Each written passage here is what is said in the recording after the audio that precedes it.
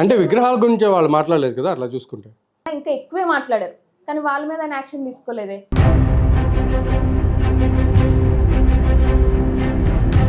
ఎప్పుడైనా సరే క్రిస్టియానిటీ మీద ఇలాంటి అలిగేషన్స్ పెట్టడం జరిగిందా? కేవలం క్రైస్తవులు వ్యతిరేకించడానికి, క్రైస్తవులు తిట్టే ప్రయత్నంలో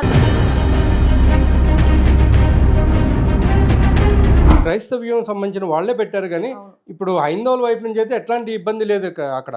నీ వెనకట్ల మేము ఉన్నాం, ఇంత డబ్బు ఇస్తున్నాం, నువ్వు పెట్టు, నువ్వు ఇలా మాట్లాడు, ఆయన నన్ను నిలబెట్టారా, ఇన్ని ప్రశ్నలు వస్తున్నాయి.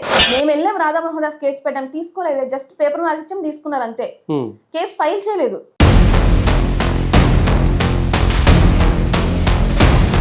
ఇవన్నీ కూడా జరగడానికి కారణం క్రైస్తవులు కదా. ఈరోజు ఆయన పరువు సగం పోవడానికి కారణం క్రైస్తవులు కదా.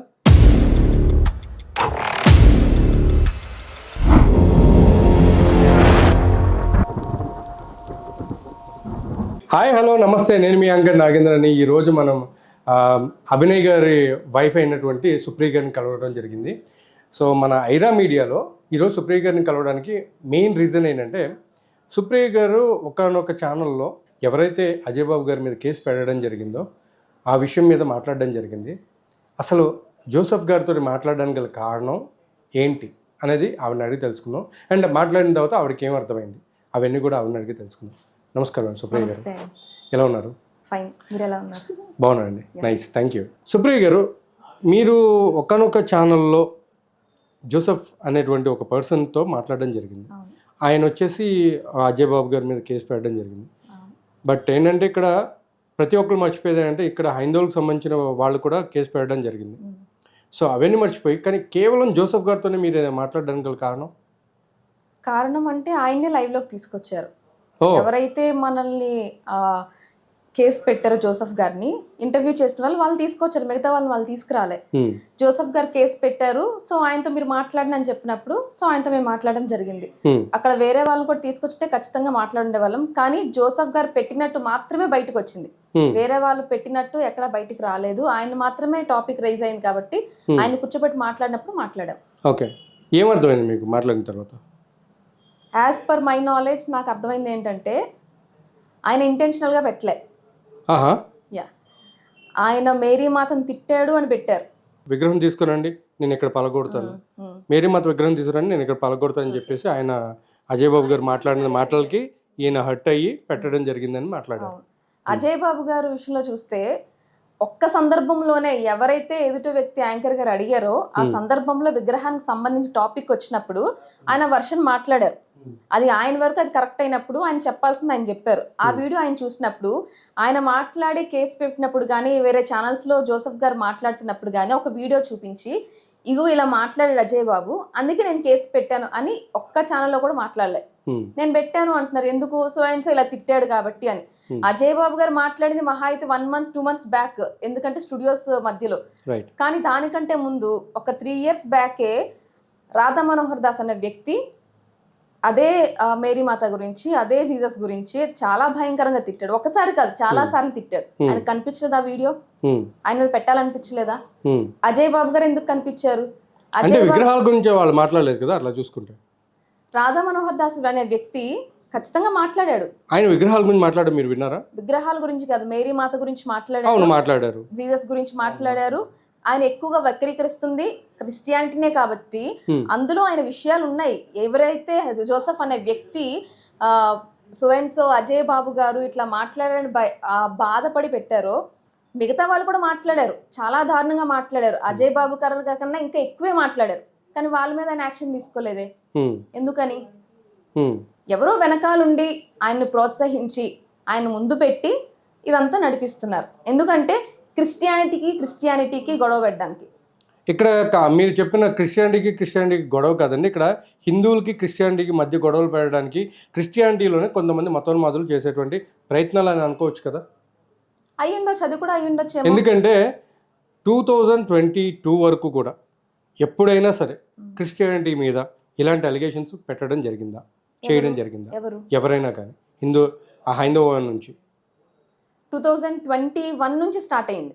2021 నుంచి ఎప్పుడైతే సోషల్ మీడియా యూట్యూబ్స్ ఎప్పుడైతే వచ్చాయో అప్పటి నుంచి ఎక్కువగా మాట్లాడడం స్టార్ట్ చేశారు. అది కూడా సందర్భంగా ఏదో బై టాపిక్ లో మాట్లాడడం అట్లా కాదు, ప్రత్యేకంగా ఛానల్స్ పెట్టి ఆ ఛానల్స్ లో కేవలం క్రైస్తవులు వ్యక్తీకరించడానికి, క్రైస్తవులు తిట్టే ప్రయత్నంలోనే ఆ ఛానల్స్ నడిపిస్తున్నారు. మీకు అలా అనిపించింది? Very good.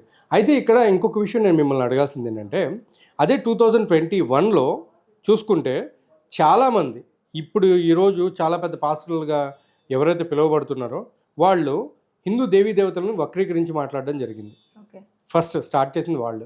ఆ తర్వాత కరుణాకర్ సుగుణ గారు కానివ్వండి, లేకపోతే లలిత్ గారు కానివ్వండి, లేకపోతే అదర్ ఎవరైనా సరే బయటికి వచ్చి వీళ్ళు అప్పటికి నిజం చెప్పాలంటే వాళ్ళు కూడా క్రైస్తవ్యం వైపు ఉన్న వాళ్ళే అనేసి నేను విన్నాను. మరి అలాంటప్పుడు వాళ్ళిద్దరూ కూడా గర్వాపసి అవడానికి గల కారణం ఈ విధంగా మాట్లాడిన మాటలు కావచ్చుగా? అయి ఉండొచ్చు. ఎందుకంటే హైందవుల్ని తిట్టడం అనేది ముందులో ఎప్పుడూ లేదు. పోనీ హైందవులు క్రిస్టియానిటీని తిట్టడం అనేది ఎప్పుడూ లేదు. కానీ ఏంటంటే ఇక్కడ ఏం జరుగుతుందంటే ప్రసాదాల దగ్గర కానివ్వండి, అక్కడ వక్రీకరించే మాటలు చాలా ఎక్కువైపోయినాయి ఆ టైంలో. సో ఆ టైం నుంచి రావడం కూడా జరిగిందని అనుకోవచ్చు కదా మనం. ఎందుకంటే ఇప్పుడు మీరు చూసినట్లయితే ఇప్పుడు 2022-23 నుంచి కొంతమంది స్వస్థత సభలు అని చెప్పి ఇవి కూడా మీ దృష్టిలో ఉండదు. సో వాళ్ళు కనకదుర్గమ్మని, వెంకటేశ్వర స్వామిని, అండ్ కొంతమంది అయితే ఇంకా దారుణం, వెంకటేశ్వర స్వామి టెంపుల్ మీద కొండ మీదకి వెళ్ళిపోయి వీళ్ళంతా పాపులు అన్నట్టు మాట్లాడి ఇది కూడా దేవుడిది అంటే దేవుడి యొక్క కొండ, దీన్ని కూడా వీళ్ళు ఆక్యుపై చేశారనేసి మాట్లాడడం, బైబిల్ చూపించేసి నేను వీళ్ళందరికీ సువార్త చెప్తానంటాం. ఎంతవరకు కరెక్ట్? కొండకు సువార్త చెప్తానని చెప్పి నేనైతే ఆ వీడియోస్ ఇప్పటి వరకు చూడలేదు. రైట్. సో మీరు ఒకసారి ఫైండ్ అవుట్ చేయండి. ఇన్ని విధాలుగా ఉన్నాయి కాబట్టే చాలా వరకు ఇవన్నీ జరిగినాయండి. కాకపోతే ఏంటంటే చాలా మందికి చాలా తెలియదండి. సో మీకు కూడా తెలియాలని రూల్ లేదు నిజం చెప్పాలంటే, బట్ తెలుసుకోవడం మంచిది. మీరు చెప్పిన విధానంలో నాకు బాగా నచ్చింది ఎక్కడంటే మీరు అన్నారు ఒక మాట జోసెఫ్ని, ఒకసారి కూర్చుని మాట్లాడి అసలు తప్పేంటి, ఓకే మన అజయ్ బాబు గారు, పాస్టర్ అజయ్ బాబు గారు ఇలా మాట్లాడారు, ఫైన్, అజయ్ బాబు గారు మీరు ఇలా మాట్లాడడం వల్ల నా మనసును వచ్చుకుంది, సో అలా మాట్లాడకుండా ఉంటే బాగుండేది అని మాట్లాడితే అయిపోతుండే అని మీరు చెప్పారు. ఆయన నేను క్రిస్టియన్ లేదంటే నా పేరు జోసెఫ్ అని పాస్టర్ అని చెప్పి ఆయన కేసు వేయడం జరిగింది. ఆయన పేరు కూడా జోసెఫ్ అని అంటున్నారు, కానీ ఆరోగ్య స్వామి అని ఆయన పేరు ఏదో ఉంది. సో ఆయన ఒక ఛానల్కి వచ్చిన బొట్టు కూడా పెట్టుకొని వచ్చారు, ప్రసాదం కూడా తింటానని చెప్పారు. సో ఇవన్నీ చూస్తూ ఉంటే ఆయన క్రిస్టియనో తెలియడం లేదు, హిందువో తెలియడం లేదు, వాట్ ఎవర్ ఇట్ ఈస్ ఆయన. కానీ ఆయన అలా మాట్లాడుతున్నప్పుడు ఒక్కసారి కూడా అనిపించలేదా ఆయన నిజంగా బైబిల్ చదివి ఉంటే, నిజంగా ఆయన చర్చికి వెళ్ళి ఉంటే, నిజంగా ప్రేయర్ చేస్తూ ఉంటే, బైబిల్లో ఏముందంటే నీ సహోదరుడు తప్పు చేస్తే ఫస్ట్ నువ్వు వెళ్ళి గద్దించు, పర్సనల్గా వెళ్ళి మాట్లాడు, వినలేదా ఒక ముగ్గురు వెనక పెట్టుకొని వెళ్ళి మాట్లాడు, చెప్పు రే ఇది మంచిది ఇది చెడ్డది మాట్లాడుకు అని చెప్పు. అప్పటికి వినలేదా ఓ 10 మంది సంఘంతో కూర్చొని మాట్లాడించు, వినలేదా బయటికి పంపించేసాయి అని బైబిల్లో రాసింది. ఆయన నిజంగా బైబిల్ చదివి ఉంటే, ఆయన నిజంగా బాధ అనిపించుంటే అజయ్ బాబు గారు ఒక్కసారి కదా మాట అన్నది, రైట్, ఎక్కువ సార్లు ఏం మాట్లాడు, ప్రతి ఛానల్లో అదే మాట్లాడలేదు, అంటే అదే మాట్లాడలేదు, చాలా మాట్లాడారు. అది వేరు, ఆ వర్షన్ వేరు. ఎందుకంటే ఇక్కడ హైందవులకి కోపం రావడానికి మెయిన్ రీజన్ ఏంటంటే హైందవులు పెడితే పేర్లు బయటికి రాలేదు కదా, జోహా శ్రీరామ అని చెప్పడం అనేది చాలా వరకు మైనస్ అయింది అది. ఎందుకంటే పాపం ఆయన కూడా తర్వాత విరమించుకోవడానికి ప్లాన్ కూడా చేసుకున్నారు పాపం ఆయన, బట్ దాన్ని కూడా వీళ్ళు అంత ఛాన్స్ కూడా ఇవ్వలేదు. అది సాడ్నెస్. అది జోసెఫ్ గారి గురించి మాత్రమే నేను ఏమనుకుంటున్నానంటే, ఆయన నిజంగా ఆ హార్ట్ అనేది ఉంటే, ఇప్పుడు మేము క్రిస్టియన్స్ మేము ప్రేయర్ చేస్తాం, బైబిల్ చదువుతాం, చర్చ్కి వెళ్తాం, నేర్చుకున్నవి పాటించాలనుకుంటాము, ప్రయత్నిస్తాము. అయితే ఎప్పుడైతే ఒక విషయం జరిగి రాధా మనోహర్ దాస్ అనే వ్యక్తి మనందరికి బాగా తెలుసు, ఎక్కువగా ట్రోల్ చేసి వల్గర్గా మాట్లాడుతుంది ఆయనే. ఆయన మీద ప్రతి క్రైస్తవుడు విపరీతమైన కోపంతో ఉన్నాడు, విపరీతమైన ఆవేశంతో ఉన్నారు. కనిపిస్తే కొడదాం, చెప్పు తీసి కొడదామన్నంత కోపంతో ప్రతి క్రైస్తవుడు ఉన్నారు రాధా మనోహర్ దాస్ ని. వాడి నెంబర్ మాకు దొరికితే బాగుండు, వాడు ఎక్కడుంటో తెలిస్తే బాగుండు, వాడి ఎక్కడికైనా వెళ్తే బాగుందని పెడతారు. కానీ ఆయన ఎప్పుడు లిఫ్ట్ చేయడం, ఒకవేళ లిఫ్ట్ చేసినా సరే లింక్ లేకుండా మాట్లాడతారు ఆయన అన్నమాట. సో అలాంటి గ్రడ్జ్, అంత కోపం ఉంది ఆయన మీద. కానీ ఈ రోజు వరకు ఏ క్రిస్టియన్ కూడాను ఆయన మీద కంప్లైంట్ చేయలేదు, లీగల్ గా వెళ్ళే కేసులు పెట్టారండి. రీసెంట్ గా పెడుతున్నారు, మహా అయితే 1 year నుంచి పెడుతున్నారు. నాకు అంతకు ముందు వచ్చి ఎప్పుడు పెట్టలే, ఆయన ఎప్పటి నుంచో పెడుతున్నారు. దాని ముందు నుంచి కూడా ఉన్నాయి. ఎవరైనా రియాక్ట్ అయ్యారా? పోలీస్ డిపార్ట్మెంట్ కానీ లేదా ఇంకెవరైనా కానీ రియాక్ట్, వాళ్ళ హిందూ మతస్థులు ఎవరైతే ఉన్నారో, పెద్దలు అనేవారు ఎవరు ఉన్నారో నువ్వు అట్లా మాట్లాడుకు, కేసులు పెడతారు, మనకెందుకు ఈ తలకాయ నొప్పులు, మనం ఇలా మాట్లాడకూడదు, మనదేదో మనం చెప్పుకుందాంలే, ఒకవేళ నీకు మాట్లాడాలి ఉందా మనం అందరం కలిసి మాట్లాడదాం, ఏదైనా సరే కలిసి పోరాడదామని వాళ్ళ గ్రూప్ లో వాళ్ళు ఎవరు ఆయనతో మాట్లాడలే. ఒకవేళ ఆయన వినే స్టేజ్ లో ఉన్నాడో లేదో కూడా అది తెలీదు. రైట్. అలాంటి వ్యక్తి అంతగా మాట్లాడినా సరే ఎవరో కేసులు పెట్టి ఉండొచ్చు, కానీ ఇప్పటివరకు ఎవరు రియాక్ట్ అవ్వలేదు కదా. ఇప్పుడు జోసెఫ్ అనే వ్యక్తి ఒకే ఒక కేసు పెట్టాడు ఇట్లా మాట్లాడారు. మీరు ఫస్ట్ ఇప్పుడు మాట్లాడిన దానికి మనం ఇంకొకటి మాట్లాడదాం. ఇప్పుడు అజయ్ బాబు గారు కానివ్వండి, లేకపోతే ఇంకొక పర్సన్ ఉన్నారు, ఆయన కాకినాడ రాజమండ్రి ఎక్కడ ఉంటారు, వికేఆర్ అని చెప్పి. వికేఆర్ గారు. సో ఆ వికేఆర్ గారు వచ్చేసి ఆయన కూడా చాలా వరకు దుర్భాషలు ఆడడం చాలా ఉన్నాయి అక్కడ అలా చూసుకుంటే. మరి ఆయన ఇంకా చెప్పాలంటే దేశం ఎట్లా అంటే భారతమాత అనే దానికి కూడా ఆయన మాట్లాడిన విధానాలు చాలా ఉన్నాయి, దానికి ఆయన అనుభవించారు, అంతా అయిపోయింది. సో అదేవిధంగా కొంతమంది పెద్దలు కలిసి అజయ్ బాబు గారిని కూడా వారించి ఉంటే ఈరోజు ఈ ప్రాబ్లం ఉండేది కాదుగా నా ఉద్దేశం. దాని గురించి మీరేమంటారు? అజయ్ బాబు గారు మాట్లాడుతుంది మహా అయితే 6 months నుంచి, నాకు తెలిసి 1 year నుంచి ఎప్పుడైతే ఈ టాపిక్స్ గురించి డిబేట్స్ జరుగుతున్నాయో. చూడండి ఒక మాట, ఇప్పుడు కొన్ని ఇయర్స్ నుంచి అంటే దగ్గర 3-4 years నుంచి మాట్లాడుతున్నారు రాధా మనోహర్ దాస్ గారిని ఎవరు ఏమనలేదు అంటే దానికి రీజన్ ఏంటి? మామూలుగా అంతా యాప్ట్ కాలేదు, అంతే వదిలేశారు. ఓకే, ఇక్కడికి వచ్చేసరికి ఇది ఇంకా పర్సనల్ అయిపోయింది. పర్సనల్, ప్రతి ఒక్కరు గ్రడ్జ్ తీసుకున్నట్టు అయిపోయింది అని అనుకునే కంటే కూడా ఈయన వాళ్ళందరూ ఇంకా రెచ్చగొట్టే విధంగా, వాళ్ళు ఇంకా రెచ్చిపోయే విధంగా మాటలు మాట్లాడారని ఎందుకు అనుకోలేకపోతున్నారు మీరు? ఒక మనిషి రెచ్చగొడితేనే ఒక మనిషి రెచ్చిపోయి మాట్లాడతాడు, అది మాత్రం వాస్తవమే. ఎవరు రెచ్చిపోతారు? ఎవరైనా సరే ఎదుటి వ్యక్తి అడిగే ప్రశ్న బట్టే ఎదుటి వ్యక్తి స్వభావం ఎలాంటిదైనా సరే. బైబిల్లో మీకు ఏమని చెప్పడం జరిగింది? ఒక చెంపను కొడితే ఇంకో చెంప చూపించాలని చెప్పి జీసస్ క్రైస్ట్ చెప్పారు. మీరు ఎందుకు సమన్వయం పాటించలేకపోతున్నారు?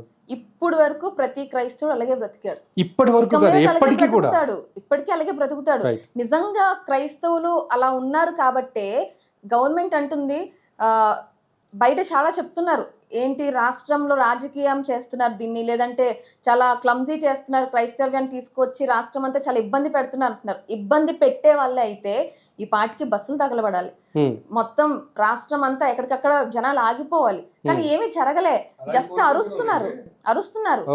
కోరికలు ఉంటాయి, ఎందుకంటే ఎవరికైనా తప్పు జరిగితే మనమే ఏదైనా చెయ్యాలి. మనకు ఇక్కడ ఒక చిన్న మాట ఏంటంటే బస్సులు తగలబడాలి అవన్నీ అంటే దాని అర్థం ఏంటి? ప్రభుత్వానికి నష్టం చేకూడదు. ప్రభుత్వానికి నష్టం చేకూడడం అంటే ఏంటి? మనమే నష్టం తెచ్చుకోవడం. సో అవి జరగాలి అని అనుకోవడం ఒక విధంగా మైనస్ అనేది మనం ఆలోచించాలి. తప్పుడు ఆలోచన కాబట్టి ఎవరు అమల్లో పరచలే. అదే నేను చెప్తున్నా. ఇక్కడ ఏంటంటే అసలు మీకు ఆ ఆలోచన కూడా రాకూడదని నేను మాట్లాడుతున్నా. ఇక్కడ ఏంటంటే మ్యాటర్ అలా ఒకటే అండి, మీరు చేసేటువంటి ఏదైతే ప్రయత్నం ఉందో అది నిజంగా చెప్పాలంటే హర్షించదగింది. ఒక మాటలో చెప్పాలంటే మీరైనా లేకపోతే బ్రదర్ అయినా కానీ ఎవరైనా సరే. బట్ ఇక్కడ నాకు అర్థం కానిది ఏంటంటే ప్రభుత్వం తప్పుదో పట్టిస్తుంది అనేది ఎంతవరకు కరెక్ట్ అనేది మనం కూడా ఆలోచించుకోవాలి. బట్ ఇక్కడ చూసుకుంటే జోసెఫ్ అనే పర్సన్ అసలు క్రిస్టియనే కాదనేసి చెప్తున్నారు.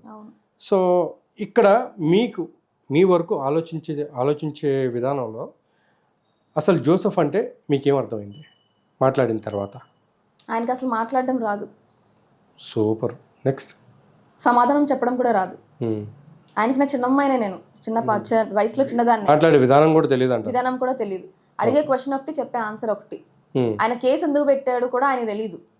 నేను ఎందుకు ప్రశ్నిస్తున్నాను కూడా ఆయన తెలియదు.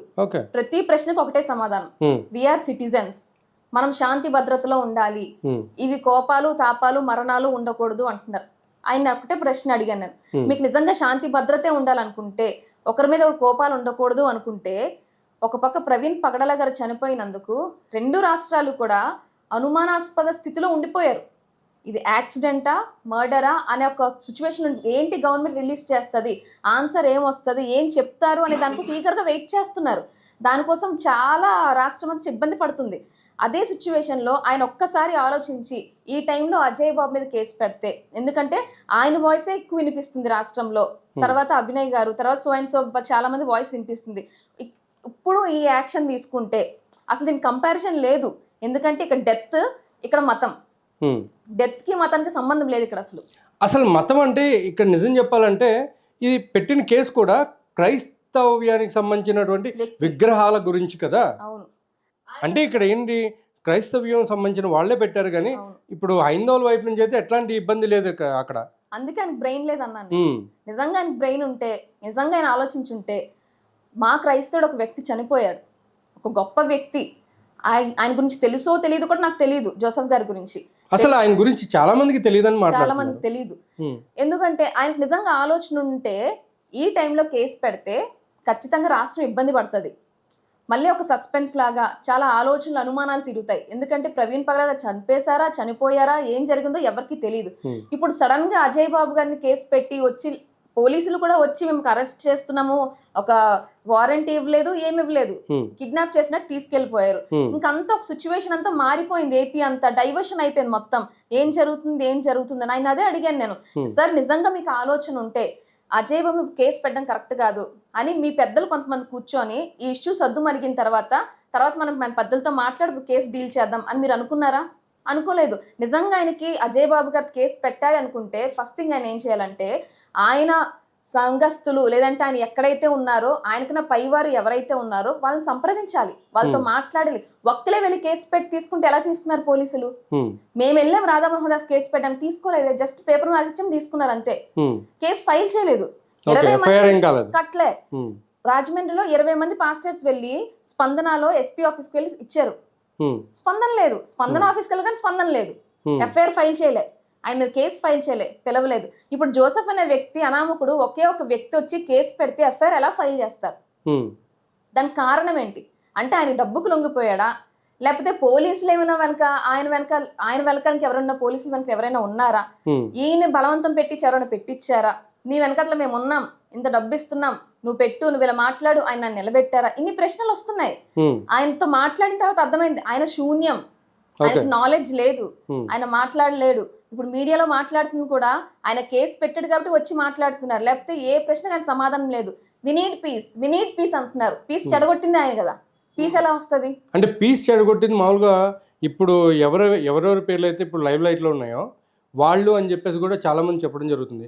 మీడియాలో కూడా వాళ్ళ 4 లేదా వాళ్ళ 5 అని పేరుంది, కానీ వేరే ఎవరి పేరు కూడా మాట్లాడట్లేదు. ఓకే, పీస్ పాడు చేసింది వాళ్ళే అనుకుంటే ఎందుకు అరుస్తున్నారు వీళ్ళు? లేట్ అవుతుంది. ఒక మనిషి, ఒక గొప్ప వ్యక్తి, సుపరిచితమైన మనిషి చనిపోయాడు, అసలు ఏం చేయాలి అనుమానాస్పదంగా ఉండిపోయాం కాబట్టి మాట్లాడుతున్నారు, అడుగుతున్నారు, అరుస్తున్నారు తప్ప స్పందన అయితే లేదు కదా, సమాధానం అయితే ఎక్కడి నుంచి రాలేదు కదా. కనీసం కామప్ చేద్దామని గవర్నమెంట్ కానీ ప్రెస్ మీట్ పెట్టి ఇలా జరిగింది, సో మీరు కామ్గా ఉండండి, మీరు ఎవ్వరు ఇబ్బంది పడొద్దు, మేము సరైన టైంలో మేము రిలీజ్ చేస్తాం, మీరు ఓపిక్గా ఉండండి, పేషెన్స్గా ఉండండి. ఏ క్రైస్తవుడైనా కామ్గా ఉన్నారా? లేరు. అసలు ఎంత రాదందం చేశారు. మరి అలా చేయడం వల్ల ఇప్పుడు ట్రూత్ అనేది బయటికి రావాలి. క్రిస్టియానిటీ అనే ఏదైతే ఉందో వాళ్ళ దగ్గర ఉన్నటువంటిదే ఒక ఆయుధం, అదేంటంటే శాంతియుతంగా ఉండటం. ఎంత శాంతంగా ఉంటే అంత తొందరగా మనకి ప్రూఫ్స్ అనేది బయటకు వచ్చేవి. బట్ లేకుండా ఆయన కుటుంబాన్ని బయటికి లాగేంత వరకు, ఆ తర్వాత ఆ వీడియోస్ బయటికి రావడం, ఇవన్నీ కూడా జరగడానికి కారణం క్రైస్తవులు కదా. ఈరోజు ఆయన పరువు సగం పోవడానికి కారణం క్రైస్తవులు కదా. ఒకవేళ నిజంగా ప్రవీణ్ పగడాల గారి విషయంలో ఇలా మాట్లాడకుండా ఉండాలి అంటే ఆయన రీసెంట్గా మొన్నటి వరకు కనిపిస్తూ ఉన్నారు, రెగ్యులర్గా యూట్యూబ్లో కనబడుతూ ఉన్నారు, రెగ్యులర్గా ఆయన డిబేట్స్ ఇస్తూ ఉన్నారు, ఇంటర్వ్యూస్ ఇస్తూ ఉన్నారు, మాట్లాడుతూ సో చర్చెస్కి వచ్చి వాక్యం చెప్తూ ఉన్నారు. సడన్గా ఆయన అక్కడ డెత్ కనిపించారు. ఒక యాక్సిడెంట్ అయితే, నేను చాలా యాక్సిడెంట్స్ చూసాను, మీరు చూసుంటారు, ఒక లారీ గుద్దినా, ఒక బండి గుద్దినా, ఒక కారు గుద్దినా సరే బైక్ పార్ట్స్ అన్ని పోతాయి, మనిషి కాలు విరిగిపోవడమో చెయ్యి విరిగిపోవడమో ఇంజురీస్ జరుగుతాయి, షర్టు ప్యాంటు చిరిగిపోద్ది. కానీ ఆ సిచ్యువేషన్ అక్కడ చూసినప్పుడు అసలు ఛాన్సే లేదు. ఒక బుల్లెట్ బైక్ మీద వచ్చిన వ్యక్తి అలా పడిపోయాడు అంటే బుల్లెట్ ఎంత వెయిట్ ఉంటుంది అసలు? అలాంటి వెయిట్ ఉన్న బైక్ నుంచి అంత ఫాస్ట్ వస్తున్న వ్యక్తి పడిపోతే ఎలా ఉండాలి అసలు? కానీ బాడీ మీద ఇంజురీస్ లేవు, ఫేస్ మీద ఒక్కటే, మౌత్ మీద ఒక్కటే ఉంది ఇంజురీ. పోస్ట్ మార్టం తర్వాత మీరు ఫోటో చూసుంటే మౌత్కి మాత్రమే స్టిచెస్ వేశారు, కింద పెదానికి పై పెదానికి. మరి బాడీకి ఎక్కడ ఏం ఫేస్ నీట్ గా ఉంది. ఆఫ్టర్ పోస్ట్ మార్టం చూసిన తర్వాత ఇప్పుడు ఎక్కడైనా ఇంజురీస్ ఉన్నాయేమో అని చూసుకోవడానికి చేతి మీద కానీ ఛాతి మీద కానీ ఎక్కడా లేవే. అట్లీస్ట్ చెవులు, తలంతా పగిలిపోవాలి కదా అంత పెద్ద యాక్సిడెంట్ జరిగితే. కానీ ఏమి కనిపించలేదు. ఆ క్వశ్చన్స్, హెల్మెట్ ఉన్నా సరే, సో ఇంకేదైనా జరగచ్చు ఇంజురీ, కానీ ఆయనకి నోస్ ఇప్పుడు బాడీ పార్ట్లలో కొన్ని ఆయువు పట్లు అనేది కొన్ని ఉంటాయండి మనకి, ఇక్కడ కానివ్వండి లేకపోతే కొన్ని సర్టన్ ప్లేసెస్ ఉన్నాయి. సో ఆ టైంలో ఆయనకి అక్కడ తగలడం వల్ల మేబీ అంత తగిలినా కానీ దాన్ని పట్టించుకోకుండా సడన్గా వెంటనే చాలామంది కొలాప్స్ అయిపోతారు.